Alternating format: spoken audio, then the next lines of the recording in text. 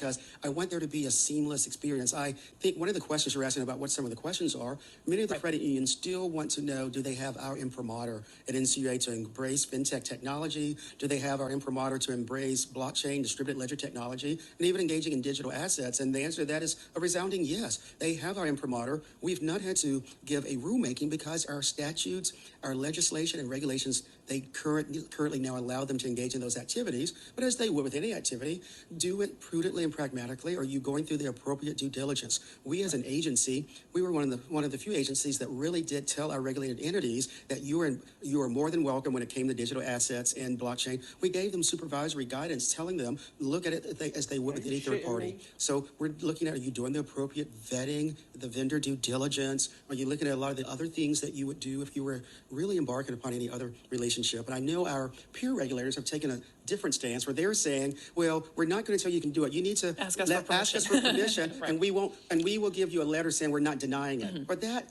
type of regulatory uncertainty and regulatory vacuum is what we're trying to prevent at the agency. So I think many of our regulated entities will say that we've been very forthright, been very forward, and I'm very proud that all three board members are so in unison and wanting to embrace the technology. I mean, I really had really great joy when I was able to get all of their support in creating the new office and moving forward with some of the other ideas with the new FinTech director position. So I think the one thing that I hope comes loudly and clearly from our conversation today is that we do not want to stand in your way, provided you're going through the appropriate due diligence, as you would with any third-party vendor, as you would engage with any partnership. I think you need to measure the complexity, measure the risk, as you would with any activity.